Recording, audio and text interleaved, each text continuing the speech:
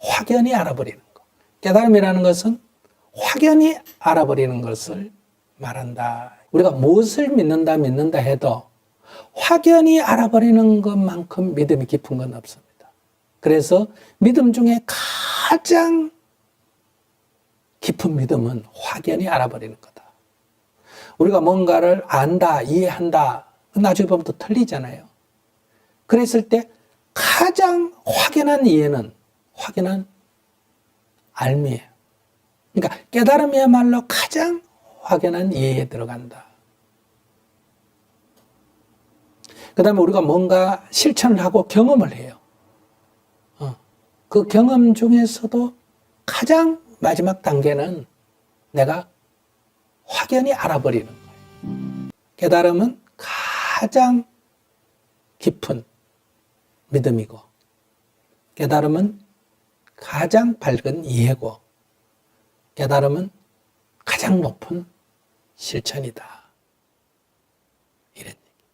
그러니까 깨달음은 거기에는 믿음도 들어있고 이해도 들어있고 실천도 들어있다. 이런 얘기예요. 그래서 우리가 진리를 검증할 때는 첫째 믿고 이해하고 실천하고 그래서 증득한다. 이거를 신, 해, 행, 증 이렇게 말하거든요.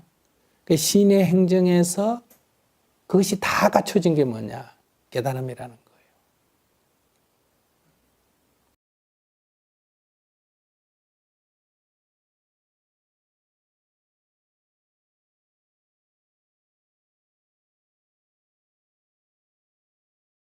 열반은 괴로움이 없는 참 행복, 해탈은 속박이 없는 참 자유 이렇게 말할 수 있어요. 그래서 불교의 궁극적인 목표는 내가 지금 여기서 열반의 상태에 드는 거다. 지금 내가 여기서 해탈의 상태에 드는 거다. 이렇게 말할 수 있어요. 즉 지금 여기 내가 자유와 행복의 상태를 유지하는 거다. 이게 궁극적인 목적이에요. 죽어서 뭐 어디를 간다, 뭐 돈을 많이 번다, 지위가 높아진다, 오래 산다. 그런 거는 이제 나중에 부차적으로 따라올 수는 있어요. 그러나 지금 여기 내 마음이 고요적정한 상태를 유지하는 것. 이게 불교 수행의 궁극적 목표다. 그러면 이런 상태를 유지를 하려면 그러니까 나의 무지의 상태로부터 깨어나야 돼요. 그래서 이제 깨어있기 이런 말이 있거든요. 지금 여기 나에게 깨어있기.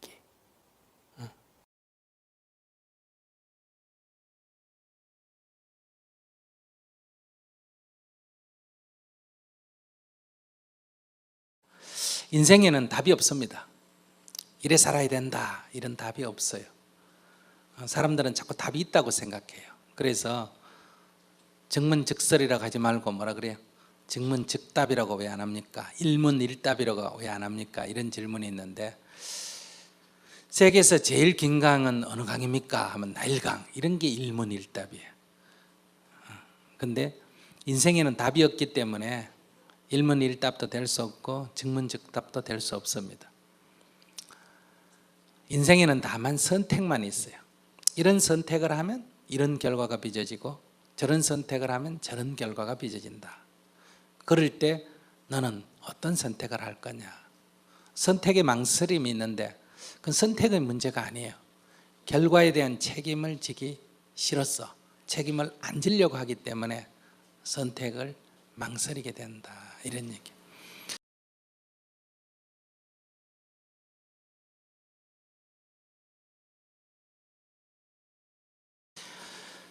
서로 좋아해서 결혼을 하려는데 부모가 반대를 해. 그러면 힘들죠. 왜 그럴까요? 결혼도 하고 지지도 받고 그러면 얼마나 좋겠어요. 그죠? 근데 우리가 살아보면 그렇게 둘 다 되는 경우가 없어요. 그럴 땐 선택을 하면 돼요. 부모의 지지를 받고 싶으면 결혼을 포기하든지, 결혼을 해야 되겠다면 부모의 지지를 당분간 포기하든지. 근데 이렇게 둘 다 갖고 싶을 때 고뇌가 생기는 거예요. 그래서 오늘 여러분들 이제 얘기를 들어보면서 저와 함께 나누는 거는 여러분들이 어떤 한쪽 면만 보는데 그런 면만 있는 게 아니라 저런 면도 있다 하는 다른 쪽 면을 보는 눈을 한번 가져보는 거예요. 여러분들은 지금 싫은 것만 생각하는데 나중에 좋은 것도 함께 볼 수 있어야 돼요. 지금 좋은 것만 생각하는데 나중에 나쁜 것도 함께 볼 수 있어야 된다. 즉 앞도 볼 줄 알고 뒤도 볼 줄 알고 왼쪽도 볼 줄 알고 오른쪽도 볼 줄 알고 위도 볼 줄 알고 아래도 볼 줄 알아야 된다. 이게 사물의 전모를 본다 이래요. 이걸 통찰력이라 그래요. 우리는 사물의 어떤 한 면만 보고 그걸 가지고 마치 전체인 양 착각한다. 이거를 우리가 편견이라 그러죠. 우리가 지금 편견에 사로잡혀 있다. 그래서 인생살이가 고달픈 거예요. 이 편견을 버리고 통찰력을 갖게 되면, 이 통찰력을 지혜라고 하는데, 통찰력을 갖게 되면 이런 번뇌나 괴로움이 사라져요. 훨씬 삶이 가벼워져요. 생기가 돋아나게 된다.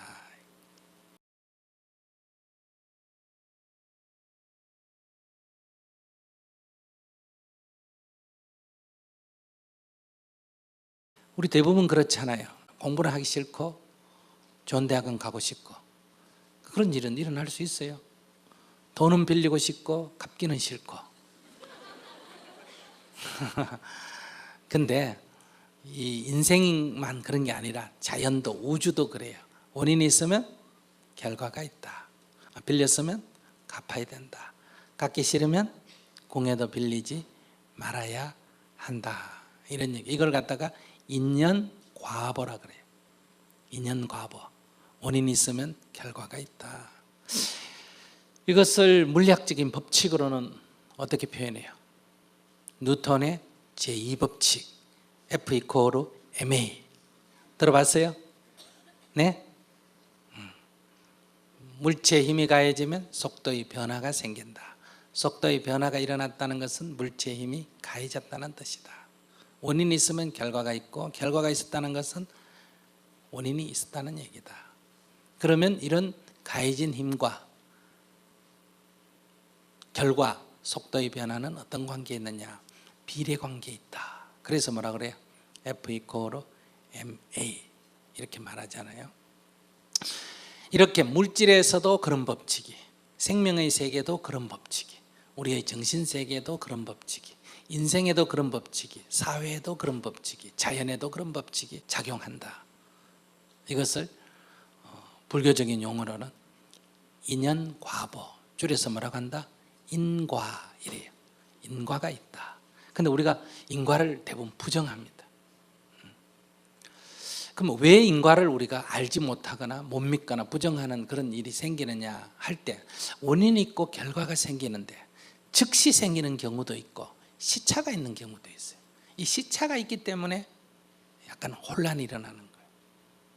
날이 해가 길어지면, 즉 낮의 시간이 길어지면 어때요? 추워져요, 더워져요? 네? 더워지겠지. 해의 길이가 짧아지면 추워지겠죠. 그럼 해의 길이가 가장 길 때 가장 더워야 되고 가장 짧을 때 가장 추워야 되잖아요. 그러면 낮의 길이가 가장 길 때가 얼마예요? 6월 21일, 22일이잖아요. 그럼 그때가 제일 더워야 되는데 실제로 그래요, 안 그래요? 안 그렇지. 제일 더울 때는 그러고도 한 달이 지난 7월 말 또는 8월 초가 가장 덥잖아요. 해가 가장 짧은 동지 12월 21일이 가장 추워야 되는데 그렇지 않잖아요. 실제로 가장 추운 거는 그러고 나서 한 달 후 1월 말 2월 초가 제일 춥잖아요. 그러니까 동지 지나고 가장 추운 때가 뭐라 그래요? 우리가 소환, 대한 지나면 얼어 죽을 사람 없다. 제일 추울 때를 뭐라 그래요? 대한이다 그러죠. 대한은 동지 지나고 한 달 만에 오는 계절이 대한이란 말이에요. 왜 그럴까요? 우리가 열을 가하는 거하고 실제로 지구의 공기가 데워지는 데는 시간이 걸리기 때문에 그래요. 그래서 원인이 있고 결과가 있는 데는 시차가 있다고 보니까 짧게 관찰하면 어때요? 원인은 있는데 결과가 없는 것 같은 거예요. 또 뒤쪽만 관찰하면 원인은 없었는데 결과만 일어나니까 우연히 일어난 것처럼 생각이 든다. 그래서 혼란이 생기는 거예요. 그래서 우리가 사물을 정확하게 전모를 파악하려면 공간적으로는 총체적으로 봐야 되고 시간적으로는 길게 봐야 됩니다.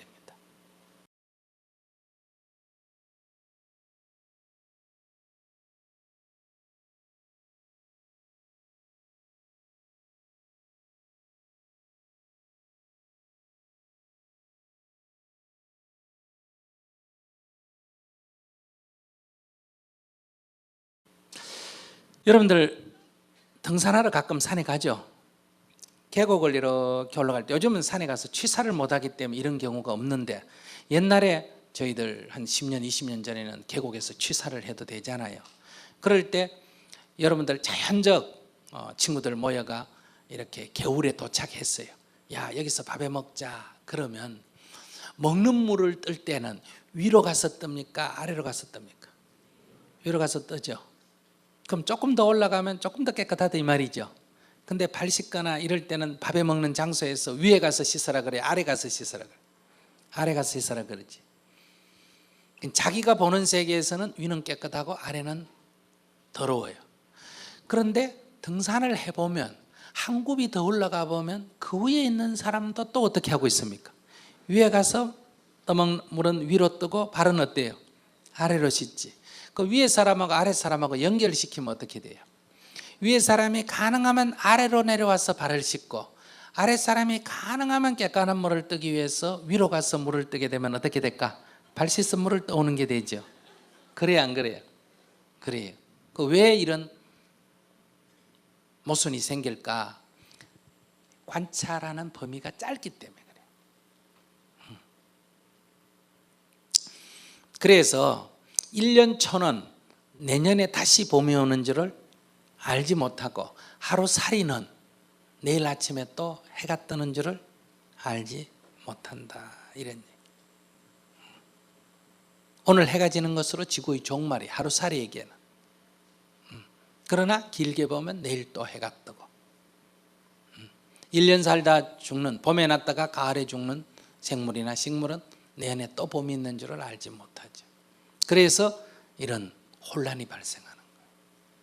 그래서 우리가 길게 보고 전모를 보면 문제의 본질을 알게 된다. 문제에 있는 그대로의 모습, 이걸 한문으로 고치면 뭐라 그래요? 실상이라 그래요. 진실한 모양, 있는 그대로의 모습, 이 실상을 알아차리는 것, 아는 것, 이걸 깨달음이라 그래요. 그러니까 깨달음이라는 것은 물질 세계의 제 존재의 상황이나 변화의 법칙을 아는 것, 생명세계의 모습이나 변화의 법칙을 아는 것, 우리 정신세계의 작용, 이런 것을 아는 것, 이게 깨달음이에요.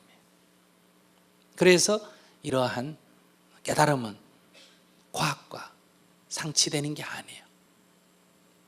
오히려 일치하는 거지. 다만 자연과학은 물질세계에 대한 연구고 수행은 정신세계에 대한 연구다. 대상의 차이밖에 없죠. 그런 데서 이제 젊은 여러분들은 종교와 과학을 나누지 말고 그 다음에 종교와 비종교를 나누지 말고 종교 안에 불교와 기독교를 나누지 말고 불교 안에 소승대성을 나누지 말고 선교를 나누지 말고 총체적으로 보는 눈이 필요하다.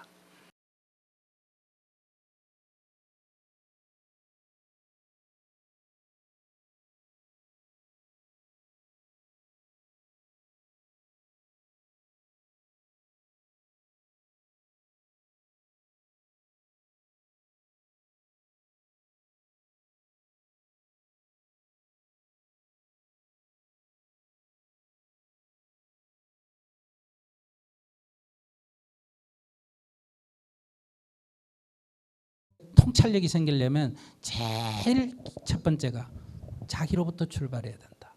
그러니까 자발적이어야 된다. 그거 왜 그렇지? 그게 왜 그래? 그게 뭔데? 이렇게 자기가 궁금해야 된다. 첫째. 부처님은 어릴 때 뭐가 궁금했는지 알아요? 새가 벌레를 탁 쪼아 먹는 걸 보고 이상하다. 하나는 사는데 하나는 뭐 한다? 죽게 되잖아. 그지? 왜 하나가 살면 하나가 죽게 되지? 그게 딱 궁금했어요. 그래서 선생님한테 가서 물어봤어요. 선생님, 왜 하나가 살려면 하나가 죽게 되죠? 하니까. 알까 모를까? 몰라. 이랬어. 아버지한테 가서 몰라. 그렇게 박학다식한 사람이 아무도 몰라. 이 세상 사람. 그렇게 고민을 딱 하고 의문을 가지니까 세상에서 지금까지 가르쳐준 온갖 얘기들이 별로 관심이 없어졌어요. 그렇게 문제 제기를 갖기 시작하니까 사람이 늙는 걸 보고 왜 늙지? 늙으면 왜 저래 되지? 병든 거 보고 왜 병들지? 죽는 거 보고 왜 죽지? 죽으면 어떻게 되지? 늙고 병들어 죽는 것도 다 그냥 의문이에요. 이렇게 해서 왕 되는 것도 별 의미가 없어요. 그래서 왕위를 버리고 출가를 해서 수행을 했고, 수행을 하면서 많은 스승들이 가르친 거 배웠지만은 궁극적인 이 질문에 대해서 아무 답이 없었어요. 그래서 결국은 스스로 탐구를 했어요. 그래서 결국은 깨달음을 얻었다. 그러니까 첫째, 자발적이어야 한다. 그런데 오늘 학교 교육은 자발적이지 못합니다. 그래서 여기는 지혜가 안 생깁니다. 지식만 복잡하게 쌓지. 두 번째, 그 자기가 자발적인 선상에서 일어난 그것을 집요하게 탐구를 해야 됩니다. 이건 이제 집중이라 그래요. 집중. 이게 이제 선정이에요. 집요하게 탐구를 해야 된다. 그러면 세 번째 일어나는 현상이 뭐냐? 어느 순간에 전모가 확 보인다. 이거고 저거가 아니라 이것저것을 넘어서서 전체의 상황이 확 보이게 되는 거예요. 이거는 이제 확철대오다 이래 말하지만 전모가 확 보이는 걸 통찰력이라 그래요. 그 통찰력, 그걸 우리가 말해서 지혜라 그래요. 이건 지식과 성격이 다르다. 옛날 식으로 말하면 이거 뭐다? 물리 터졌다. 이렇게 말해요.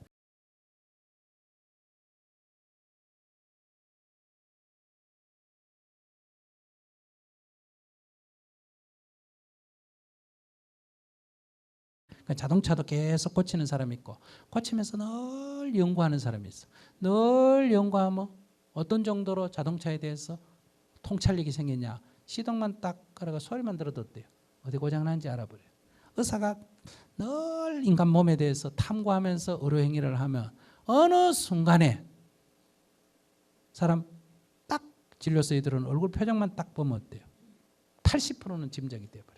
그러면 이제 진맥을 하고 뭘 해가 나머지 20%를 채우고 본인 얘기도 들어보고 검증을 하는 거예요. 그렇게 딱 하는 거예요. 그런 것이 지혜다. 그래서 우리는 이러한 지식들이 쌓이면서 통찰력으로 승화될 수 있는 지식, 그건 책을 읽어야 됩니다.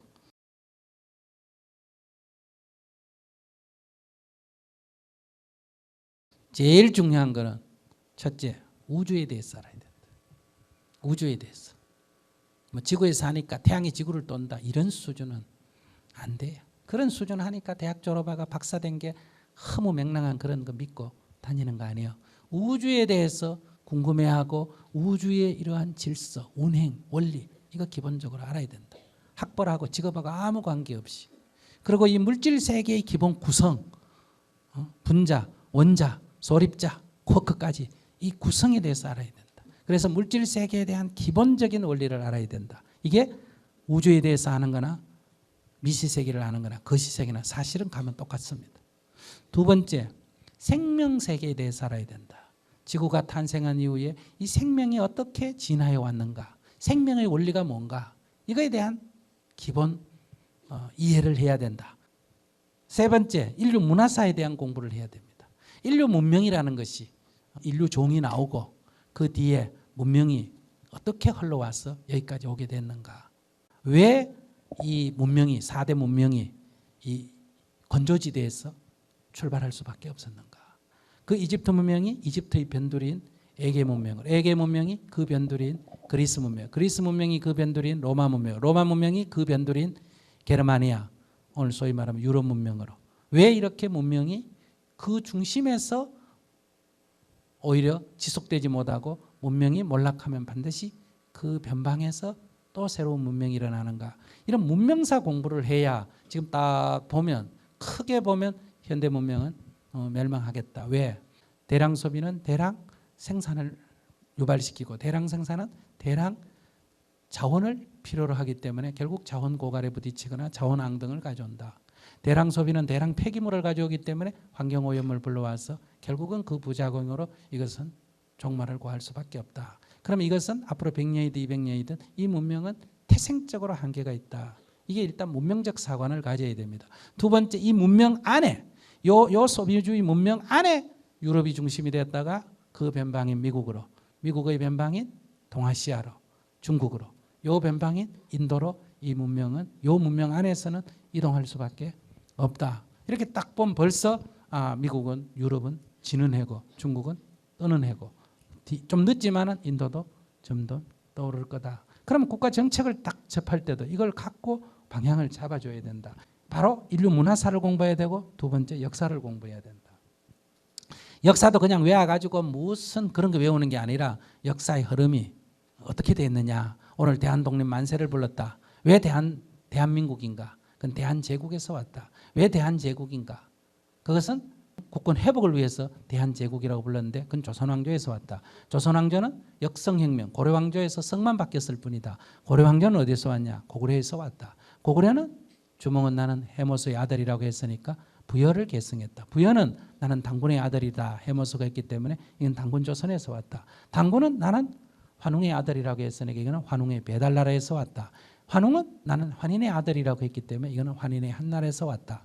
배달나라부터 시작하면 6,000년의 역사가 딱 꿰어져야 된다 이 말이에요. 이렇게 역사가 딱 꿰어질 때 우리의 역사의 중심이 대륙이었구나. 그런데 우리가 대륙으로부터 밀려난 것은 발해멸망 이후 1000년 됐구나. 그러니까 우리가 반도 사람이 아니다. 원래 뭐다? 우리 문명은 대륙 문명이다.